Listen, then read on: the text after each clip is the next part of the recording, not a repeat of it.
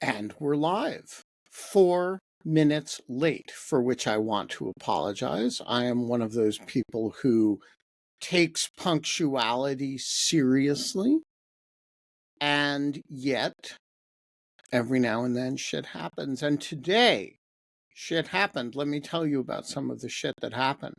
First of all, I overslept. I don't usually do that. I usually have trouble staying asleep. But today, I slept until about 15 minutes ago. And I rolled out of bed and thought, wow, all right, I got some real sleep. That's kind of cool. But I have a show to do in, 15 minutes or so. So I threw on the only appropriate shirt for the occasion, which is sloth shirt.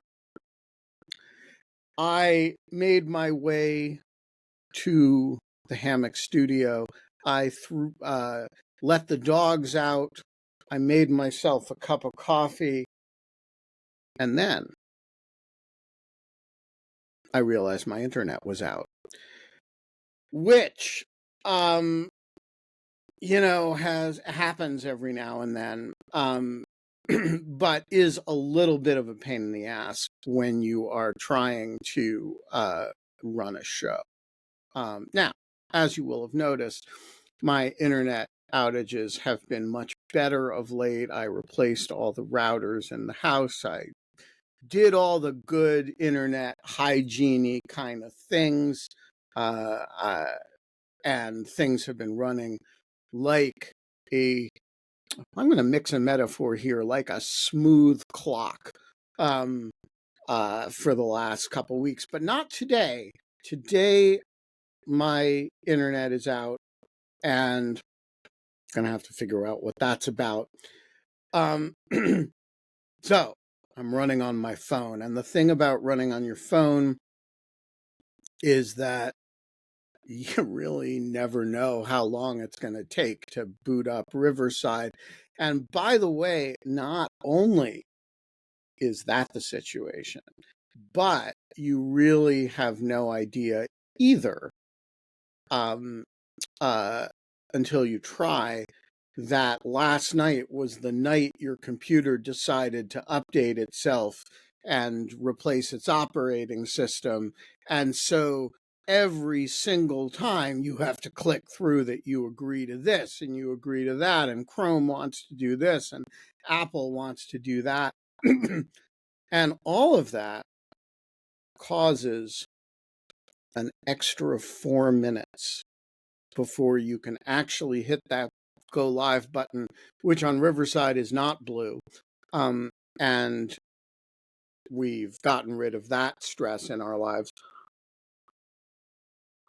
So, all of which to say, if I look a little bit fuzzy this morning, it's not merely the post-Thanksgiving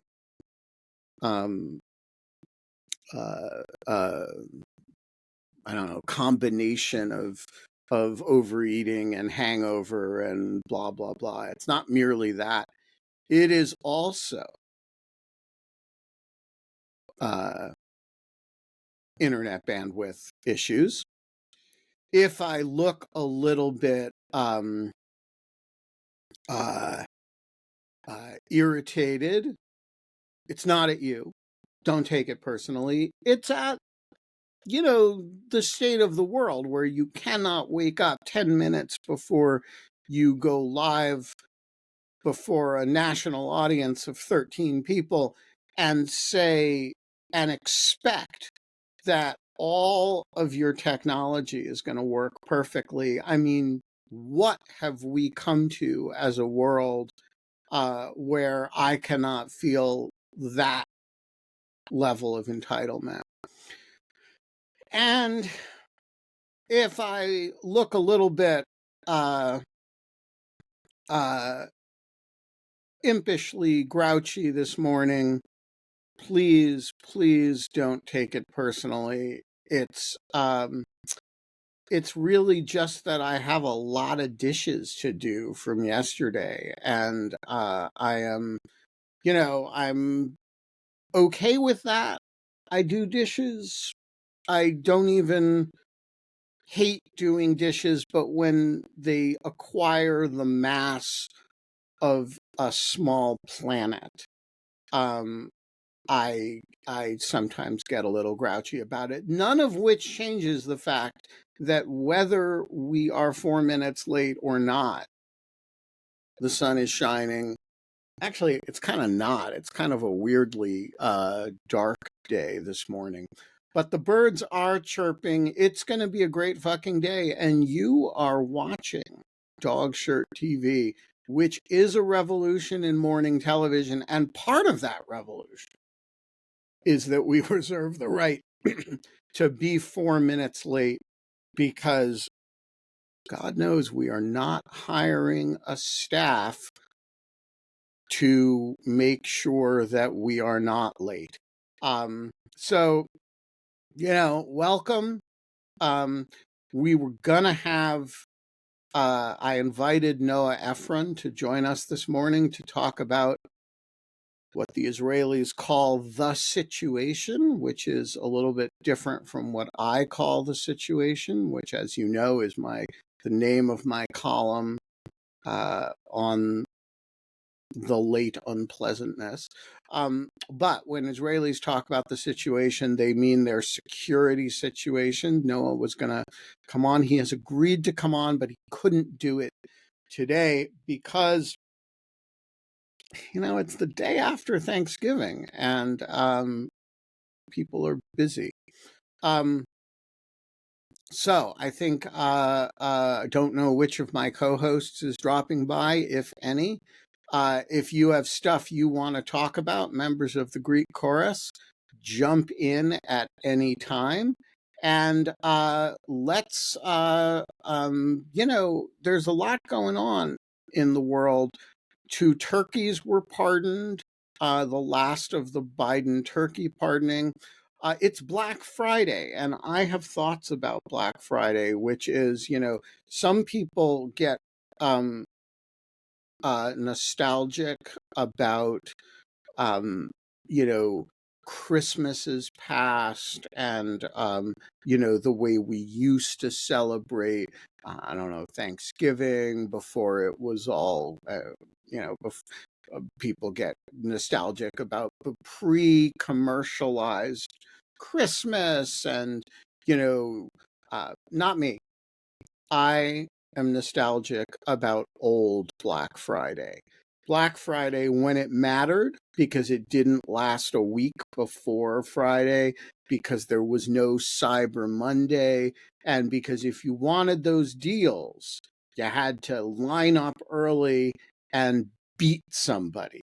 Um, and I am nostalgic about the combative, competitive, violent Black Fridays of old.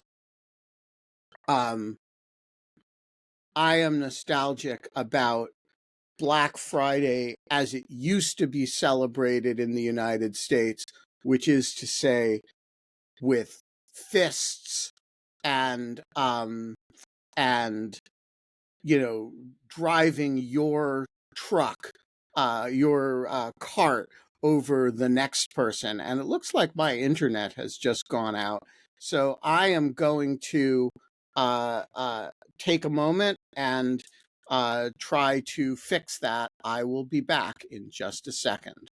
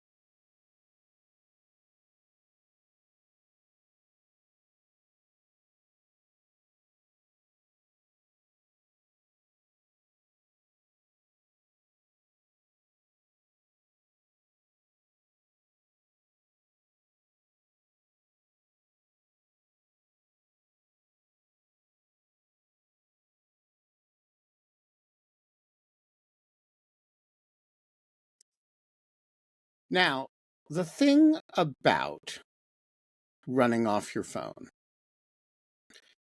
is that every now and then your phone decides not to cooperate with that. And sometimes that is because it runs out of batteries. Sometimes it's because the internet connection on your phone just decides, hey, I am not, what do you think I am? A uh, uh, uh, a broadband connection. Jesus Christ. So sometimes what happens is you're not actually plugged in and your battery runs out. But this time it was none of those things. It was, I was plugged in, but sometimes the thing just decides to deplete the battery anyway. And that's okay, because this is Dog Shirt TV. The tech problems are part of the show. Holly Berkley Fletcher is here, even Yeah, though she texted me that she wanna wasn't going to be here. She said something No. like she's hungover and feels like she was run over by, or I think it said fun over by a truck. And then she corrected herself to run over by a truck. So I really was not expecting Holly here. What are you doing here, Holly? I'm a very empathetic person. It's a major character flaw. It's actually very inconvenient. It is. In And the so, Trump era, empathy is a terrible thing. It needs to be beaten out of you savagely. yeah. So anyway, I was watching you flailing with your bad internet connection, and then the Greek chorus started imploring me to help, and I never turned down an opportunity to be a hero. So here you are, heroic and all. Well, welcome. I was just How long saying, did you stay? But well, stay as long as you like or don't like. I am just going to say that oh, and Laura is here. oh, I am, good, I can leave. I just want to say, Holly, you look amazing, and I that's all. I want to just say that. well, thank you for What? saying that. And I'll leave. And you look amazing. You look like you've been awake for more I than did my hair. 20 minutes. Excellent. So I was just ranting about Black Friday. And Holly, I would really value your views of this as somebody who grew up in the faith. People get all nostalgic about Christmas and the way we used to celebrate it before there was commercialization and before That, like 1800? secularization. But I feel like the holiday that is really, we used to celebrate it one way and now it has whittled down, is Black Friday.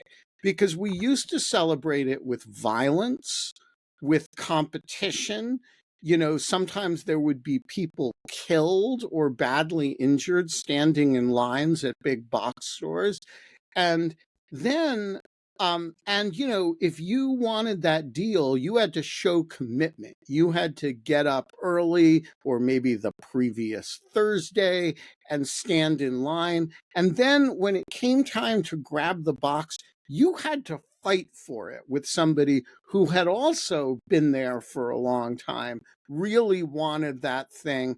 And now it's like, first of all, the Black Friday, first there was Cyber Monday. So if like you just wanted to be hungover and sleep through Black Friday, you could totally do that. If you wanted to be if you wanted to just lie in bed and smoke dope and buy your Christmas presents on Cyber Monday, you could get some of the deals. And then they started moving Black Friday back. So first of all, it started, would start earlier in the week, which undermined the Friday component of it, which for those of us who are purists about Fridays, to me, Friday means fucking Friday. It's not like Wednesday. DJ Friday. Yeah. And so, like, I sort of feel like we had this movement bring back, saying Merry Christmas to people who maybe didn't want you to say it to them. And that was successful. Now, we've brought back Christmas and everything. But I think like we should have like a Black Friday revival movement with genuine fist fights, carts running over crowds of people, and police escorts. So what do you think? Is it time for a Black Friday revival movement? I've never understood Black Friday. I actually, once the internet became a thing and like internet shopping became a thing, like I have made it my mission in life never to haunt the doors of a store like ever again. Although I have started doing in-person grocery shopping because I was doing it even before COVID. I was doing like all online because stores make me nervous. There's just too many choices. I didn't grow up going to stores. And when I came to the US for college, like the grocery store in particular, just like in Kenya, you go in a store and now they've got like, now it's everything's free trade and there's lots of goods everywhere. But when I was growing up, like you go in a store, there was like one kind of cereal, and here there's like, why we need to do a whole deep dive on Americans and breakfast cereal, which I love. I'm not besmirching breakfast cereal, but I just don't understand why there's so many kinds of breakfast cereal. But setting that aside, back to Black Friday. Yeah, no, you're on your own, Ben. I don't understand it. My mother-in-law, who is not a poor woman, just spends a large portion of her life finding all the deals everywhere, like all the time. And Black Friday is still a big deal for her. But I don't does she understand it. beat It people terrifies during it? me. No, she's very nice, but So she will. but again, that raises the issue of whether her commitment is where it needs to be. Because I sort of feel like the true spirit of Black Friday is You have to violence. punch somebody. You gotta punch somebody. No, it's not just Black Friday. If you will recall, okay, so again, I was not in the US for most of my childhood, but I did happen to be in the US for Christmas of 1984. And those of us of a certain age will remember, what was Christmas 1984 about, Ben? What was it? What was the toy? You're a boy, so you may not remember. It was the Cabbage Patch Kid. Kids. I Okay. got it. Okay. Yes. I just want to point out that I'm Jewish and I still got it because it was that Cabbage Patch Kids. It was a big deal. Like, yeah. We're driving each other for these things. So anyway, we had unexpectedly come back because my grandparents were involved in a serious car accident. So we were in America and watching the TV of all of these people just like literally violence over these ugly, ugly dolls.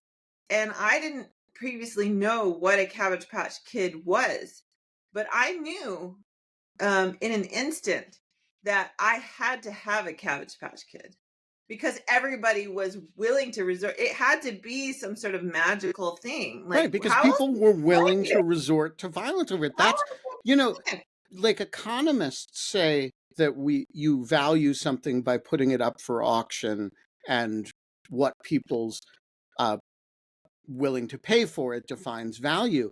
But they're ignoring the thrown punches, right? Something that you're willing to pay $5 for is worth $5, but something that you're willing to take a blow to the face and pay $5 for, that's, and something that you're willing to throw that punch and maybe go to jail because and you want. That is ugly that you're willing to do that for. Yeah.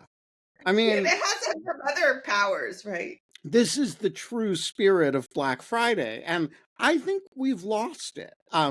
We've moved it into the store today, Ben, and start punching people. I would expect nothing less from you. But the thing is, I'm wearing a sloth shirt because today I overslept, and hence the. But I do feel like we have lost something here, and maybe I'm going to go maybe I will go to. Hey, if I were really good at this, Holly, I would go to to the Target up the street, and I'd bring a camera and I would interview strangers about Black Friday and whether they're I think willing it's to throw punches on Black Friday. Yeah, let me tell you something, Ben. Every day is Black Friday for this thing here. This is Lilo, and every day his mission is to cut a bitch. I mean, that's Lilo is a star. He appears on the song that you and I and he recorded about Donald Trump. He's in some of my videos. Yeah, he's you know what? I'm going to put him in this new video. I'm not done with it, as you know. Have you looked at the rough cut, by the way? It is genius. I have not yet looked at the rough cut. So tell me, so for those who are have not heard about this video, which is everybody, Holly has written a song, and she is asking a bunch of her friends, including me, to be in it. And as I understand it, what you need from me is just a video of me doing like the Trump dance. So if you want, the other offer I will make is that no, I'm happy to be in it. Okay. I'm just trying to figure out exactly what you need. You need like a video. Do you have a black suit and like an absurdly long red tie? I do not have an absurdly red long. George Washington wig. I don't have a George Washington wig. Because I need one of those. But I could get a red tie. Okay. Well, anyway, it's Black Friday after all. Well, if you find a George Washington wig, get me one of those because I need something like that I don't need it, but if I can secure it, I'm hoping my friend Jennifer will have one because she has everything. But what I was going to offer you is that sometime this weekend, I'm not clear when, my friend who is pro parody video and she and I get into a lot of trouble. She's actually coming in person and we're doing some filming together. But I don't know what time, but you may come over if you would rather do that. Well, I would be happy to come over and do and wear a black suit or a blue suit and a red tie, which I will have to acquire, but it's Black Friday, so that should be doable, and record in person. Get some. I think I have something that will pass by as a black suit and a I have a black suit. Oh, okay. Well, yeah, it's really more the red tie issue. For myself, I don't do suits. I've never liked suits, but I think I have like something that. Well, I could wear my husband's actually. Duh, that's so obvious, and he has a tie. So yeah. Right. This is the speculation. This is Lilo, the rescue dog. He was already named Lilo. It's very confusing for people because it's Lilo, like Lilo and Stitch. But Lilo in the movie is female and he is male, and also he likes to do this thing where he pretends to be friendly and like literally crawls up on people wanting to be pet, and then you pet them, and then he turns on you, like that's some sort of like that. See, that's the true spirit of Black Friday, right there. He snapped at you, Ben? He did snap at me once. But that's okay. I'm a big boy. I can handle it. And I'm pro Lilo because he interrupted you repeatedly during your recording of I Am Your Voice. And that's what he does. Yeah. I don't really understand why I tolerate him at all. It's a mystery because he's a pain in the ass. He literally, he woke me up yesterday by licking my ass. He went under the covers and started licking my butt. And that's how I woke up yesterday. So, well, that is something that the world needed to know, Holly. And thank you for sharing. I tell the world all the things that they don't need. All right. So, do you have something on your mind that we should talk about this morning, or are we just bantering? Oh, I did enjoy your Dog Shirt Daily yesterday with the Turkana, because it was set in Kenya. Yes, it was quite it was set in what would prove to be Kenya. Yeah, fair enough. I thought So that, I read yeah, that story. So for those who have not read Dog Shirt Daily, first of all, you are missing things. You should read Dog Shirt Daily. But this was a story about an archaeological or paleontological study that shows, not really for the first time, I don't actually even understand why the study is important, that Homo erectus, our direct ancestor, and Pisanthropus that's the actual daisy, name. Anthropus. I know some people who Picanthropus. like to I never Anthropus. know whether to pronounce which direction to pronounce that C.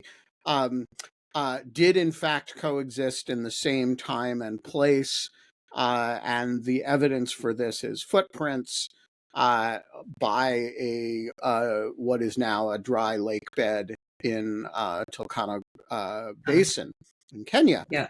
But they did what they did not. The authors of the study did not consider is that the Homo erectus in question may have been an early disinformation uh, op actor, and so Okay. I kind of imagined the scene in which in which they the early hominids or the actually they're kind of late hominids uh, played a trick on us 1.5 million years ago, and so you can replace Homo erectus in your mind if you want with like Roger Ailes or Newsmax or Elon Musk. But yeah, that's the story. Yeah, All right. there's a lot of things I don't understand about, like, how do they, like, again, like, I guess they date the footprints and that's how they, but I mean, really, can you date so precisely that they're there on the same day or the same, like, general, I guess even general time would be informative, but there's so many things about science that I don't understand. I don't do science, so. Yeah, so I don't think you need to prove that they were there hanging out as I imagined it. I think all you need to prove is that the fossils are from the same period, and the process of a footprint fossilization is quick enough that you would imagine that the same event produced the two sets of footprints. So maybe they were there 3 days apart and then the place fossilized. But I actually just think paleontologists never really consider the possibility that, dinosaurs were fucking with us or Yeah. that the Oh, Homo erectus was, okay. I mean, like they didn't have anything else to do other than eat each other. That's So one of my, as I go through life, one of my goals is to fuck with the people who are going to come later. exactly. And I think if you're like the thing about the poor Homo erectus is that, right, he can't write. He can't do a parody video. He can't, he can't write a a sardonic poem that makes fun of people, 1.5 million years later, because he doesn't know how to write. And he can't use YouTube because there's no YouTube yet. And so, really, all he's got to work with is the fossil record. And, that fossil record, we should assume, includes their sense of humor, their desire for us not to fully understand them, because nobody wants to be uh, you know an open book to future generations. We want to retain a little bit of sense of mystery, and I don't think we should take that agency away from poor Homo erectus. I mean, his head was almost as big as ours. He could stand up. We should give Already him developed the that full problem. human agency, including the agency to play tricks on his progeny. I feel like the spine needs to evolve a few more millions of years because it seems like back problems seem to be an inevitability. Yeah, You reach a when certain. you look at the Did pictures you have of a Homo long course? erectus, I just want to say, when you look at the pictures of Homo erectus, it is impossible to imagine how he was ever comfortable. Strong abs. You know, No, it's I'm all about sorry. I'm sorry. When you have a spine that curved, you either have 4 legs or you're a whale. Like you don't. maybe he was a whale I don't on know. land. I'm just. Have you ever I'm thought about just. that? I'm just saying. I don't agree with the I fundamentalists don't know about what to think anything. about I that. don't agree with the fundamentalists about very much. But when I look at the rise of man images and I see Homo erectus, I'm like, no, that person did not exist. Antti Ruokonen, the floor is Wait, yours. now that Auntie's here, I'm going to quit being a hero, and I'm actually going to take my You are a leave. hero to the Republic, Holly Berkley Fletcher. Go back to feeling like that you've been run over by a truck, I do. and give the dog a little scritch on the head for me. Hey, Ben. Hey. Well, first of all, I'm quite sad to report that I haven't been fucking with the future generations. Well, you still have time. Get on True. it. I mean, Yeah. you know, there are things we all. There are little Easter eggs we can all lay now to mess with our biographers, to just to make sure that there's mystery in the future, because we're all, we're documenting our every move with our phones. Everything about us is going to be completely understood. We are so open and transparent with the future. So anything you can do to, Well, I mean, anything you please. can do to make the world in the future a little bit more difficult in terms of understanding us, create a sense of mystery. Just, it doesn't have to be something big, but, in my little Homo erectus story, a couple of messing with a few footprints, just, if you come upon for example, a a gorge full of old bones, rearrange them, Yeah. And by the way, that can work with cemeteries too. You break in at night and you move graves around so that the future doesn't. We just don't want them to have an easy time understanding us. Well, I mean, the good thing and the bad thing is that I actually know for a fact that cemeteries do go, through reorganizations without us actively trying to fuck them up. They just, change layouts constantly. Yeah, so the problem with that is that when they do that, they probably have records of it. So if you could steal the records, just like I just don't want it to be easy for the future. Yeah, I mean, the thing that did come to mind is that I tend to I like to physically write notes and stuff, and I was thinking that maybe I should in a decade or so I could assemble all the notebooks and have a great pyre and film it and share the film everywhere. I think that might help. So I think anytime you can destroy records of your life, that's great. Because there's going to be some biographer in the future who's like, I want to do the definitive Antti Ruokonen biography. And I know he made notes of everything. And, oh my God, there was the great fire of, December 29th, 2024, where he destroyed it all. It's like, I think actually the composer Brahms destroyed all of his correspondence and records in order to frustrate his biographers. And I don't know the details of this. Maybe Richard Wattenbarger, our official music historian of Dog Shirt TV, might know the details of it. But I believe that Brahms actively destroyed records of his life because he didn't want people studying him instead of studying the music that or in addition to, he wanted the documents to live on their own, and he wanted not to be the subject of discussion.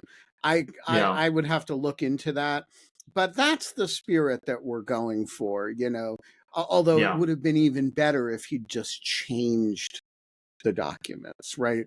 So like he rewrote them in French, and then we would grow up with a sense of Brahms as a French-speaking composer who happened to live in Vienna. So what else is on your mind this morning? Yeah, I mean, the one thing on my mind was that it's just, I'm gonna use the popular terminology here, is that it's simply fucking awesome that we have this system in Finland where there's government subsidized student lunches. And I actually had one earlier today. And if you can imagine that you have like a buffet spread, you can have a salad, you can have bread, and you can have a soup or something like a casserole-based some food. And the basic cost that's subsidized is 2.95 euros. So 2.95. So if you can imagine having a lunch with that price, it's awesome. So now the student described here is a what level of school like are we talking about? second degree education, like university, University of Applied Sciences, and that sort of thing. So, and how did so you are a student for this purpose, or you just master student? Yeah. So okay, let's transmute this into American life for a moment, because it's actually a little bit hard to do. So you describe, so first of all, you're a master's student while you do your regular day job, right? So they are, I assume the tuition associated with being a master's student is also subsidized. Well, it's how can I put this? It's zero. Like, it doesn't cost at all. I mean, there's like you have to pay a fee to the student union, and you have to buy into the student healthcare plan, but that's combined for like a study year. That's 40 euros, 50 euros. I see. So it's essentially free, but there's no tuition associated with the with paying for the education itself. Yeah, it's basically when you're enrolled as an active student to a second degree study program in a Finnish university or similar institution. When you have you can have a mobile app that lets the caterer know that you're a student, or you might have a plastic card, but that's like you give proof that you're a student, and then you get the subsidized price. If not, it's basically double, but still, which is cheap. Still very inexpensive. Yeah. Okay, so I'm trying to figure out where the money comes from here and how different it is from. So is this local government that's supporting this, or is this the Finnish national government? National government. Yeah. All right. So the analog here would be if you attended a university in the United States, say, and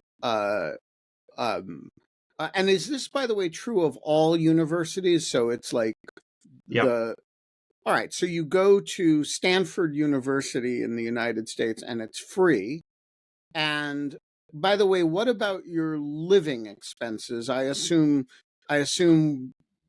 these are not residential colleges like the United States, people are paying for their own apartments, or is that right? Yeah, I mean there's another type of subsidy for living expenses, like everyday living and for housing, and you combine those two, and then the third portion is that if you want to take out a student loan, that is essentially another like part of student income, if you will. You naturally have to pay it back after you graduate, but at least at some point when the interest rates were favorable, you could actually, if you were well off already, you could actually take out the maximum amount of student loan and invest it. Yeah. Okay, so on the theory that money does not grow on trees, even in Finland, this has to come from somewhere. And the question is, what is the tax rate that people are paying in order to have this level of service for education, down to not quite the thing that The Economist says doesn't exist, the free lunch, but the €2.90 lunch. I mean, what's your tax rate?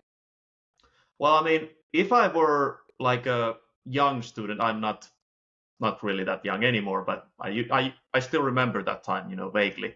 But if I were a young student and I had a very low income level, my tax rate would be something around, like if I take into account municipal tax, national taxation, it would be about 20%, something along those lines. But if I were like a already highly educated person that was doing a well-paying job, we have a progressive tax system here. Yeah. It would, like, if you take into account all the union fees and stuff like that it gets added to the taxation that you pay, it could be like altogether almost 50%, or even higher if you're really, really, really well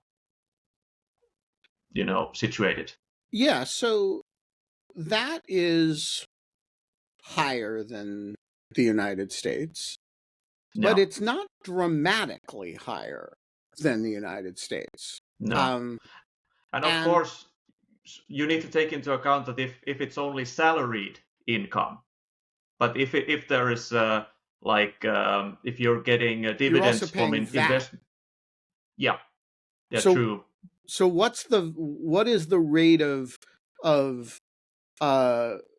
value added tax that you guys are paying? Well, it used to be like I can remember a time when it was around 20%, but it was actually raised in the autumn, and it's now 25.5%. Okay, so that's actually a quite significant. And what is covered by VAT? Is it just everything that's purchased, or is it? Yeah. Though I need to be careful here, because that's the 25.5%. That's what you could say that deals with the most common commodities that get the most sort of volume. But there are different scales. I mean, I think the lowest end is like 8% or even 10%, Gotcha. something like books or something, and candy has a different sort of tax rate too. I mean, there's like, you could find a table somewhere that would denote all of it, but there are different types of rates. Yeah. So you guys are paying higher taxes than we are. The VAT is higher than I've heard of anywhere. What's VAT in Canada, Ev? That's what I'm actually looking at. I'm not sure. I want to say it's like 18 or something. Yeah, that's the impression I have. But so the VAT is high. The marginal tax rates are high, but not astronomical. So let me Yeah. ask the other question. What is the thing that Finland doesn't spend money on that the United States does? I mean, you don't have overseas bases and military presence, which is, Well, but you we do do have have, but you peacekeeping do have a operations. pretty significant defense budget. You have a long Yeah. border with the Russians, and Yeah. Finland is not one of those European countries that has relied on the US security umbrella to defend itself. So you're not Yeah. skimping on defense spending. What is the thing that America spends a lot of money on that you guys are like, fuck that, let's have free lunches instead? That's a really good question. And I could try to bullshit you, but off the top of my head, I mean, that's tricky. All right, so this That is a doesn't come to really me. interesting question, and I'm Yeah. going to look into it, which is the relative distribution of government spending, because is the explanation that Finns are tolerating way higher taxation, or is the explanation that Finns aren't, I don't know, building as many roads? There is actually Mm. not that we spend that much money on building roads. That's the Chinese. Right? Like, True. what is the thing on the theory that money is fungible, but it does not come into existence because you're Finland? And Yeah. what is the set of things that Finland isn't doing? Or is it just taxing its way out of the problem? In which case, maybe the answer is, hey, we're really chicken shit about taxes, which we are, by the way. True. But Yeah. we're about to head into an administration that's going to radically increase the defense budget, which, by the way, I want to say it right now, I support. I think Yeah. we are underspending on defense, and that is one of the reasons we don't have more artillery shells to give to the Ukrainians. And I think while the nature of the defense spending increase that the incoming administration is going to contemplate is probably a little bit different from how I would allocate it, I want to say it here and now. To the extent the Trump administration thinks we need to increase defense spending, I agree. They are also going to radically cut taxes, and those two things are not compatible with one another. And so I am really interested in how other countries right now are allocating the things that are important to spend money on, and balancing them with their tax burden. And also, as Antti's example gives you a sense of, how the tax burden is allocated, right? So there's how progressive is it? But there's also how much of it is done through consumption tax, how much of it is done through income tax, how much of it is done through the assessment of fees attached to taxes. These are not questions that are the answers to which are obvious. No. I mean, they're complex issues, definitely. So my colleague, Vanessa Williams, whom we should invite on and discuss this with, is an expert on U.S. taxation and tax policy. And we should, but I feel like we should definitely have Vanessa come talk about it. But we should also figure out who is the best comparativist tax policy person, like person who's really studied the way different countries do taxation and which ones. I mean, the answer isn't that there's an optimal way to do taxation, because cultures are different, but there are probably better and worse practices. And I think this is super interesting. And so let's hold this thought and do more on taxes. Yes. Yeah, so I wanted to point out that, like you said, there are radically different ways of handling taxation because if we look at Estonia, they're famous for having a flat tax rate. I Right. mean, I heard that there's been some increases, but I think Henrik Thomas Ilves would be very pleased to sing praises of the Estonian taxation system. Yes, and one of the things about Thomas is that he, of course, grew up here, and so he's very familiar.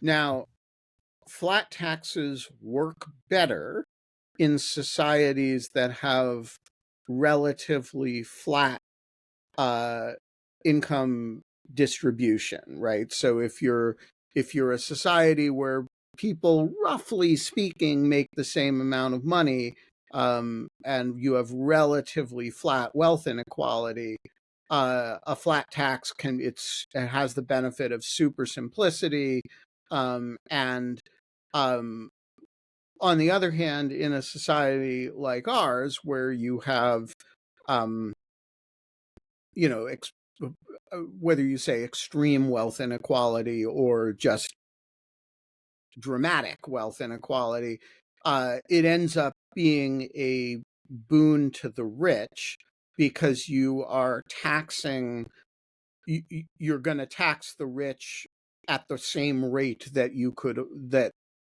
the poor could afford to pay the tax.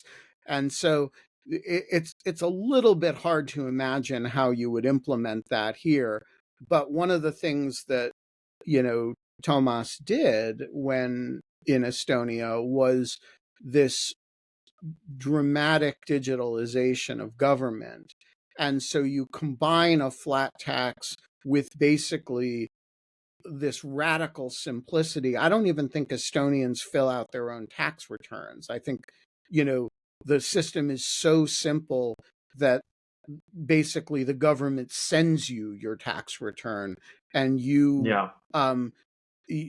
object to it if you feel like it. We have the same system. Doing Sorry. my taxes every year that's a chore. And so, all right, we are going to do comparative taxation, and also I want to figure out which societies are actually benefiting. If you live in a super low tax society, and by the way, that varies a lot from within the United States, right? Because state taxation is a big part of the picture. There are states that have no taxes, no income taxes, no sales taxes. Does that work, or do they just lack public services as a result of it, right? Where do you do better tax-wise? Ev, you showed up and you haven't said a word. Wrong. I said something. I said that I was Googling yes.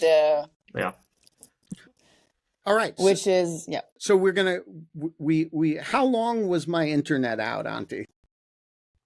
I mean, it was only like a couple of minutes. Okay, so I mean, we like started 4 minutes late, and we add 2 minutes for the internet outage.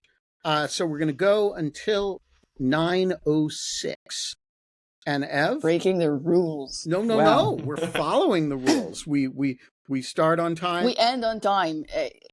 As far as I'm concerned, 9:06 is not on time. No, on time means 1 hour after we start. That's the definition of on time. You're the chronically on time person, so I'll believe you. I'll trust you. Yeah, no, I think let's establish the rules. The rules are: we try to start on time. We start on time. It's time. Rules. We're trying to. No. We do. We start on time. If we fail, except when we don't. No. If we fail to start on time because of acts of God or negligence by humans or some combination of the two, we engage in equitable tolling of the 1 hour statute of limitations to account for the time that we've missed. Them's the rules. Okay. Them's the rules. Okay. Ev, what's on your mind this morning? What's on my mind?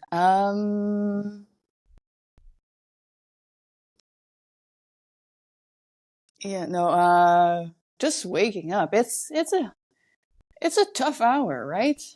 8 o'clock or 9 o'clock or 8:45. But like, I'm trying to figure out what's on the agenda today. I haven't decided what I'm going to do today yet. So I have a question. Yes. Is Black Friday a thing in Oh, it Canada? is a thing. Yes. Okay, Yes. so my question is, if Thanksgiving is not a thing, because Canadians have their Done own it Thanksgiving, yeah. did it in Yeah. October or whenever, Yeah. and Black Friday is defined as the Friday after Thanksgiving. How is Black Friday defined in Canada? Is it the Friday after American Thanksgiving? Yes. So you have a holiday that is defined with reference to a holiday you don't celebrate. Yeah, but well, no, we don't see Black Friday as a holiday. We see Black Friday as a moment. Like, we're at work today, but there'll be super like a discounts on everything, and people will buy stuff. And I would and say does that Canada Black Friday is kind of does Canada have our same tradition of punching people on Black no Friday? stomping onto no. We're not stomping on people. Because Nobody dies on Canadian Black Friday. I think Black Friday, that's the true spirit of Black Friday, and we're getting away from it now. And well, our own tradition, is watching American kills each other on TV during Black Friday. right, I think that's a very Canadian approach to the. So here's my other question. There are these holidays like Thanksgiving that Americans celebrate that Canadians don't celebrate.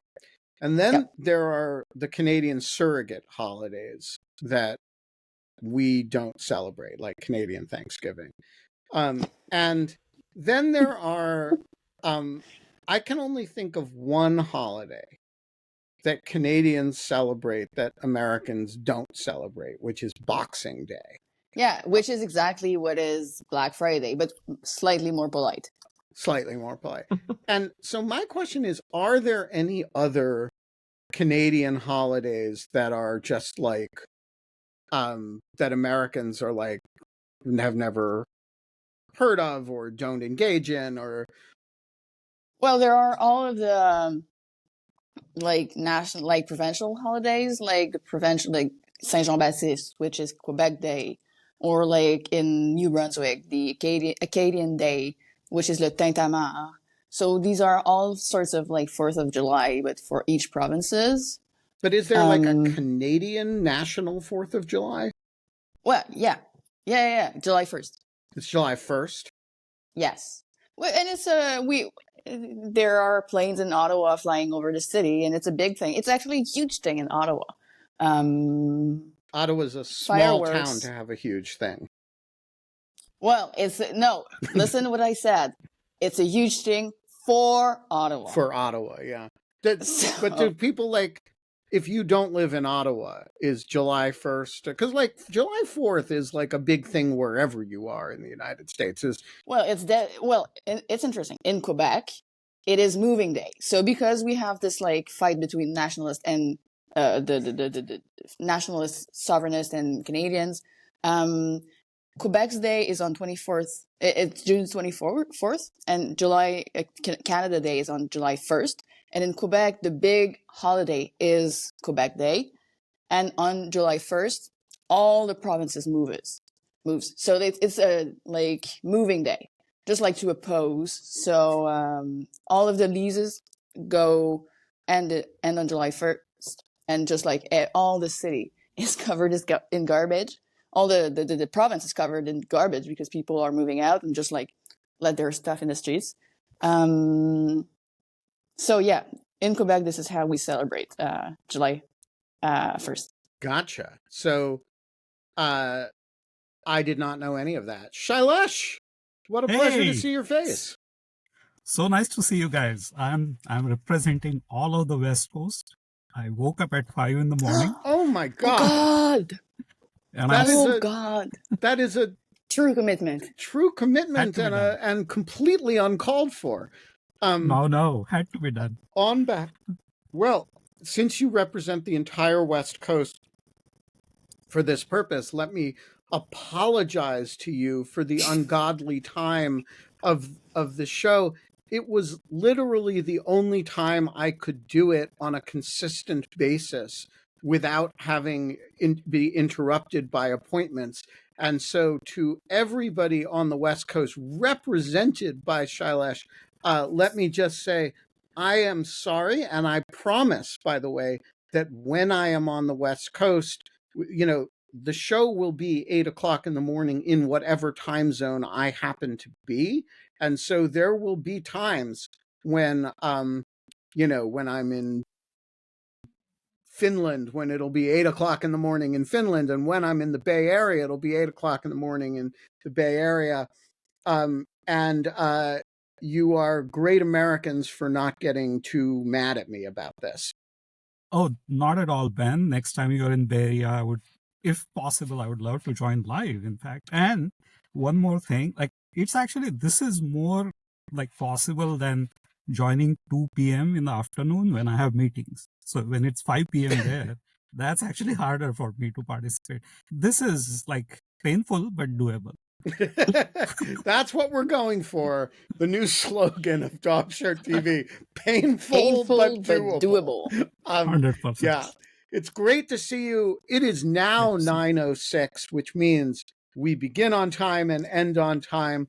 Apologies to everybody for the internet outage. I will fix that over the course of the day. We will be back on Monday. Keep the faith, and see you soon.